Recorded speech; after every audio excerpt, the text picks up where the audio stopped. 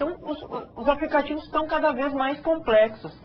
E se há complexidade, é necessário que exista uma forma de você projetar essas interfaces de forma que elas fiquem satisfatórias e intuitivas.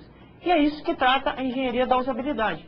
É um conjunto de especificações que dão suporte a todas as etapas do desenvolvimento da interface, que nós vamos chamar aqui processo de engenharia da usabilidade. Luciane, vamos dar uma olhada no próximo slide? E aí o que acontece? Se é um processo, nós temos que ter mecanismos para controlar todas as etapas que envolvem esse processo. E se nós precisamos controlar as etapas, nós temos aí então que utilizar o quê? O que nós já vimos aí em engenharia de software, o chamado ciclo de vida, que determina o início, o meio e o fim do nosso projeto de interface. É muito importante você ter em mente que a engenharia de usabilidade, ela corre, né, em paralelo com a engenharia de software.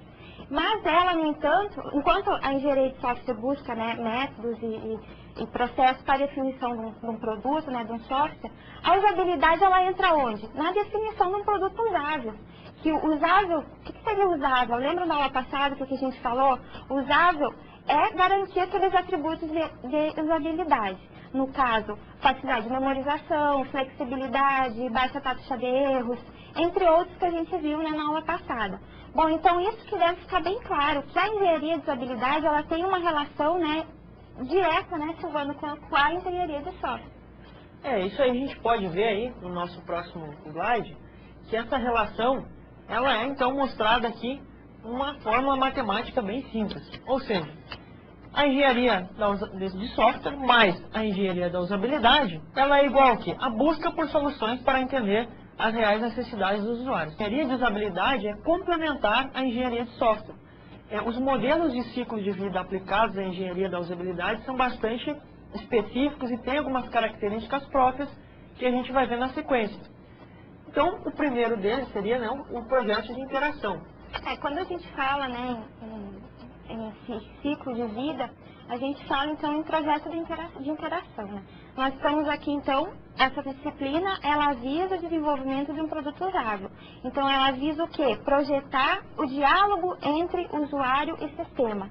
E, como mostra o slide, nós temos então que o projeto de interação, ele vai resultar, né, no desenvolvimento de um plano e esquema da interação, do diálogo existente então entre o usuário e o sistema, que posteriormente irá ser implementado.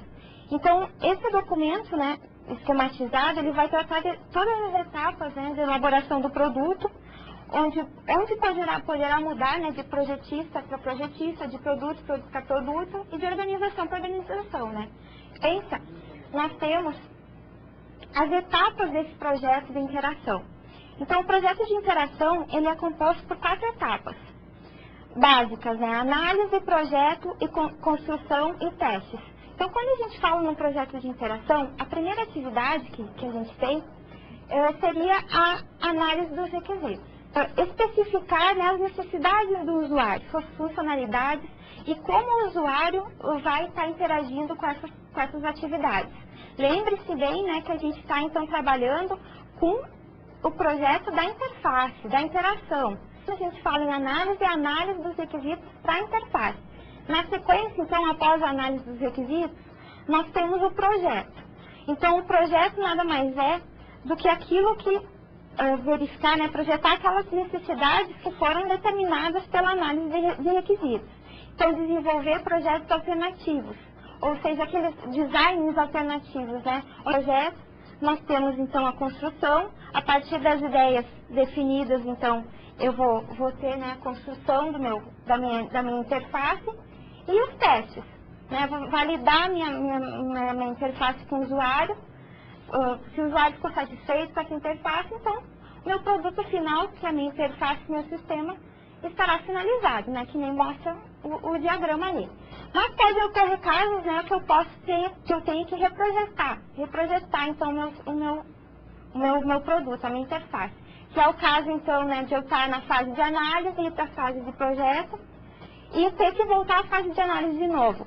Ou então eu estou na fase de construção E a equipe verificou, né, que o projeto, que aquela construção daquela interface não estava de acordo com as exigências do usuário, então ele tem que ser reprojetado. E também eu posso ter validado minha interface, né, diretamente com o usuário, e a equipe também viu que o usuário não saiu satisfeito, que houveram muitos erros, então também o sistema deve ser reprojetado. Ou ainda, eu cheguei na parte de testes e eu vi que os requisitos que foram especificados, eles não eram aquilo que a equipe achou que o usuário queria. Então, volta-se também à fase, né, de análise dos requisitos. O que é você analisar os requisitos? Você tem que descobrir como aquela interface vai satisfazer o que o usuário necessita. E com isso você, para isso, tem que fazer um estudo. Avaliando várias variáveis aí, como por exemplo, o grau de conhecimento dos usuários que vão utilizar o sistema. Bom, a próxima etapa então, feito a análise de requisitos, nós vamos então ter que utilizar esses requisitos para realizar o projeto, para criar várias ideias em cima desses requisitos que nós levantamos. Ou seja, vai envolver como o sistema vai se comportar e a aparência do mesmo. E aí, essas ideias, muitas ideias surgem de observações a partir de outros elementos. Temos a próxima etapa, seria a etapa de construção, onde vão ser criadas então as versões interativas, né, da interface que está sendo projetada. Para o usuário, nada melhor para ele do que, né, de visualizar a sua interface, se não interagir com ela, né, para verificar como vai ser o seu diálogo. Né? Então, essa construção, né, dessas versões interativas, elas podem ser feitas de várias maneiras. Protótipos em papel ou projetos de telas, né? Então, esses protótipos em papel, são formas, né, baratas e eficientes, né, rápidas, em que o projetista ele pode mostrar então para o usuário como ficaria, né, o processo de comunicação entre ele e o sistema. E já o projeto de telas envolve uma parte mais executável, né? Já desenvolvido um pseudo-software, digamos assim, que não terá as funcionalidades implementadas, mas já consegue então fazer todo aquele processo de interação da maneira real, como vai ser utilizado posteriormente pelo usuário. Bom, então na sequência, nós temos a outra etapa, que seriam os testes. Nesse, então, vão estar as avaliações, né, sobre aquelas versões interativas que foram construídas. E essas avaliações, elas nada mais vão, né, do que medir a aceitabilidade do usuário e a usabilidade do projeto de interface. É importante criar essa interface prévia de uma forma barata para evitar custos e principalmente o retrabalho, né? E é eficiente, né? Ali você vai poder descobrir, né, os erros que aconteceriam, erros graves que poderiam... O primeiro deles é o ciclo de vida centrado no uso. O que é isso? Esse é um ciclo de vida, ele é bastante utilizado, mas algumas características dele peculiares são que o usuário não está envolvido no processo de desenvolvimento da interface. Esse desenvolvimento da interface é feito com base na avaliação do ambiente onde o usuário está inserido e das ferramentas que ele utiliza. Tem algumas vantagens. Muitas vezes essas interfaces baseadas no uso, elas são muito intuitivas, criam vários aceites do usuário, né? Tem várias características de poder ser uma mentalização fácil, tarefas realizadas rapidamente. Mas, em contrapartida, muitas vezes, aquele estudo que o projetista fez em cima somente do ambiente e das ferramentas que o usuário utiliza, ele cria uma ideia errada, errônea aí das necessidades do usuário. O ciclo de vida estrela, então, ele tem como principais características ser bastante flexível, tendo em vista que as atividades não são realizadas em uma ordem determinada. A desvantagem é que você tem pouca visibilidade do processo de desenvolvimento. Por que isso? Vamos dar uma olhada no próximo slide? Então aqui a gente vê como está organizado o nosso ciclo de vida em estrela. Então a gente vendo aqui, nós temos as tarefas distribuídas como se fosse, né, uma estrela. Nós temos as pontas da estrela aqui, onde são as tarefas.